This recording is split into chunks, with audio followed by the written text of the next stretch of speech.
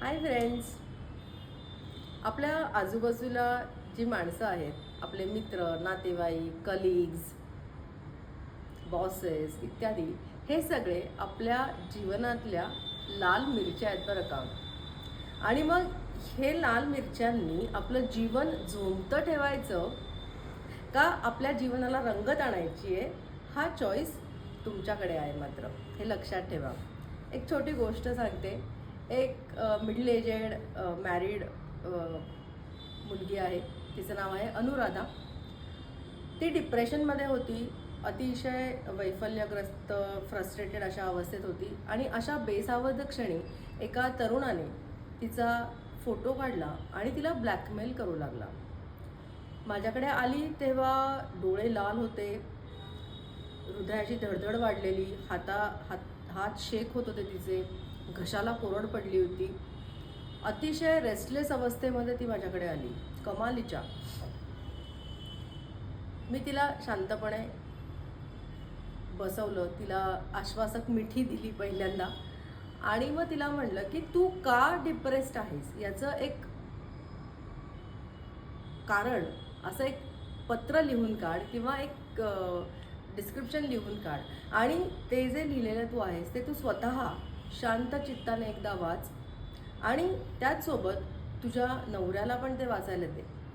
Give it to your partner also. And when you are handing it over to your partner and when is reading it, do not have any expectations, do not have any kind of anger or irritation in your mind, and do not be expectant about things to turn your way immediately. ती म्हणली ma'am याने होईल का? मी तिला म्हटलं तुला आता सत्याचा मार्ग माहिती आहे, काय योग्य आहे ते माहिती आहे, त्यामुळे तू शांतपणे असंच कर आणि अजिबात ब्लॅकमेलरची काळजी करू नकोस. या गोष्टीला 2 वर्ष झाली. परवाच मला अनु भेटायला आली आणि ती म्हणाली मॅम तुमच्या सल्ल्यानुसार मी केलं. पहिले काही दिवस आमच्या मॅरिड लाईफमध्ये थोडे स्ट्रेसफुल गेले, पण आता मी आणि माझा partner we are the bestest friends. मित्रांनो, गीतेमध्ये एक श्लोक आहे बरं का. यतंतो योगिनश्चैनं पश्यन्त्यात्मन्यवस्थितं यतंतोप्यकृत आत्मानो नैनं पश्यन्त चेतसः. म्हणजे जी प्रोव्हाइडेड कंडिशन आहे त्यामध्ये जो सुखांमध्ये बुडत नाही किंवा रेस्टलेस पण होत नाही, बेचैनसुद्धा होत नाही, त्याचं आयुष्य रोमांचक असतं.